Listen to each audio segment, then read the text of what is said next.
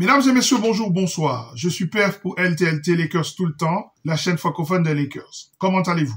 Nous sommes au lendemain d'une défaite absolument dévastatrice sur le terrain des Bulls de Chicago. Un match que les Lakers auraient dû gagner. Je suis toujours pas sorti de la gueule de bois de ce match. Cependant, nous allons continuer à avancer sur cette chaîne, la chaîne francophone des Lakers. Dans l'émission d'aujourd'hui, je vais vous parler de l'attaque des Los Angeles Lakers. C'est une attaque qui a beaucoup souffert. Et l'une des raisons de cette souffrance, c'est trop d'isolation. C'est une attaque trop statique. Et pour sortir de cette situation, pourquoi ne pas utiliser le pick and pop un peu plus? Quand ça a été utilisé, ça a bien fonctionné. Pourquoi ne pas l'utiliser davantage? Dans l'émission d'aujourd'hui, nous allons expliquer qu'est-ce que c'est que le pick and pop. Nous allons expliquer ses variantes. Surtout, nous allons expliquer pourquoi le pratiquer avec Dalton Knecht est le meilleur scénario pour un succès optimal. Lakers tout le temps, c'est tout de suite.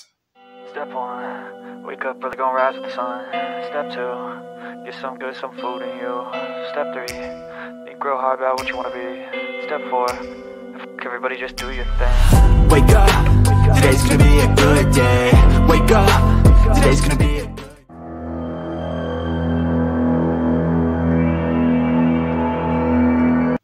Le pick and pop, c'est la situation dans laquelle le poseur d'écran remonte au-delà de la ligne à 3 points. Et quand il reçoit la balle, il a un champ libre, puisqu'en général, le ball handler a 2 défenseurs sur lui. Le pick and pop n'est autre que du screen action.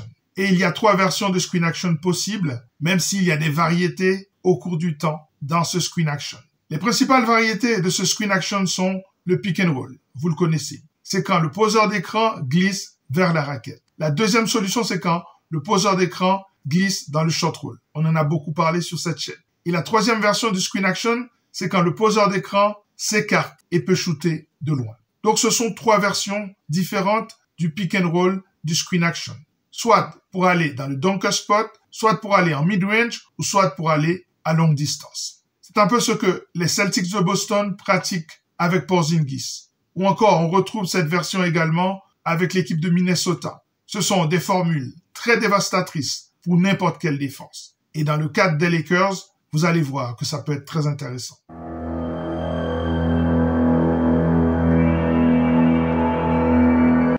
Le pick and roll ou le pick and pop sont défendus de plusieurs manières. On en a souvent parlé sur cette chaîne. Soit en job coverage, quand l'écran est posé par le pivot adverse et que le pivot qui défend glisse vers la raquette au lieu de monter. Si c'est un Porzingis qui pose l'écran, en général, le job coverage n'est pas du tout efficace. Ça peut être également du edging. Le edging, c'est quand le poseur d'écran glisse en position pour recevoir la balle et le défenseur monte pour pousser le porteur de balle dans une zone inconfortable du terrain. Il peut l'envoyer sur la ligne de fond, il peut l'envoyer dans les bras d'un autre défenseur, il peut l'envoyer sur sa mauvaise main. Il y a également ce qu'on appelle le blitz. Le blitz, c'est quand il y a une prise à 2 sur le porteur de balle en sortie de pick and roll. Et enfin, il y a également le switch. Et en général, le switch crée des situations de mismatch, puisque celui qui pose l'écran va s'écarter et celui qui défendait sur lui se retrouve face au meneur. Et c'est une situation qu'adore Luka Doncic, par exemple, pour cibler les pivots. Et donc, les Lakers ayant 3 des meilleurs ball handlers de la planète, eh bien,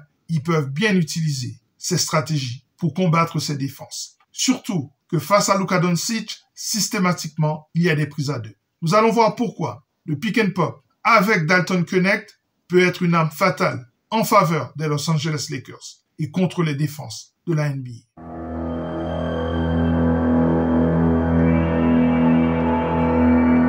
Le pick and pop face au job coverage, on l'a expliqué. Ça va créer des situations de décalage et surtout des situations où la défense n'est pas du tout en place face à un shooter qui a tout le loisir pour shooter. Le pick and pop face au edging ou le blitz, ça crée une situation de 4 contre 3 en faveur de l'attaque. Dans ce cas-là, l'attaque a l'avantage. Le pick and pop face au switch va créer une situation de mismatch. On aura dès lors un défenseur plus petit sur un attaquant plus grand ou un défenseur beaucoup plus grand sur un attaquant beaucoup plus petit, donc beaucoup plus rapide. Et c'est là que le rôle de Dalton Knecht peut être intéressant.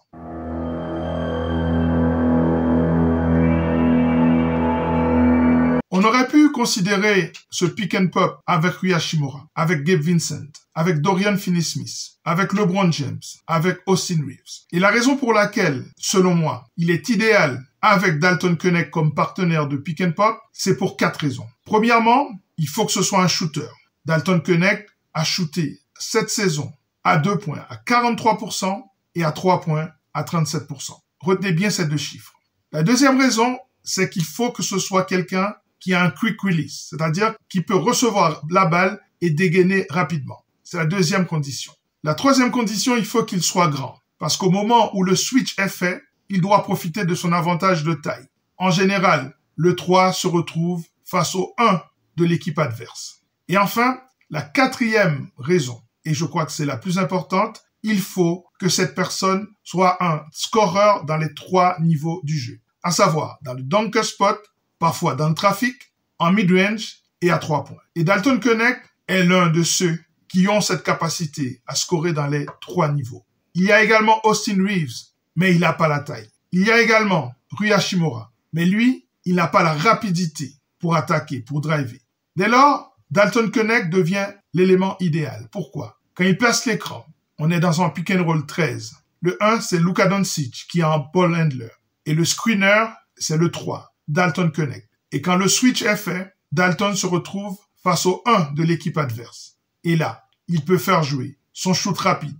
Il peut faire jouer un pump fake pour avancer dans le mid-range, ou alors il peut tout simplement attaquer la défense dans le dunker spot en scorant dans le trafic. Cette formule-là n'a pas été utilisée à outrance par l'équipe des Los Angeles Lakers. C'est bien dommage. Dalton Keunig peut jouer un rôle important dans cette équipe des Lakers. Parce que récemment, le line-up constitué de Luka Doncic, LeBron James, Dalton Keunig, Dorian Finney-Smith et Austin Reeves est le line-up le plus efficace offensivement. Parce qu'il permet un spacing optimal, sans que les Lakers soient trop petits pour les rebonds offensifs. C'est ce que on appelle, dans le langage de la NBA, de laser line-up. Eh bien, ce line-up de laser peut être très intéressant. Et dans ce cas-là, l'utilisation interchangeable du pick and pop, ça peut être très intéressant. Soit avec Dalton Keunig ou avec chacun des autres partenaires de ce line-up. Eh bien, voilà une solution pour faire avancer l'attaque des Lakers, qui a beaucoup souffert ces derniers temps, face à des défenses qui poussent les Los Angeles Lakers à opérer plutôt en isolation.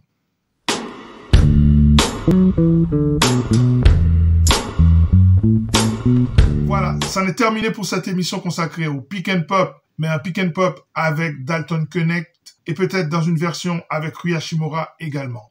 Mais il y a une raison pour laquelle c'est Dalton Keunig qui est l'élément idéal. À très bientôt. Prenez soin de vous. Ciao.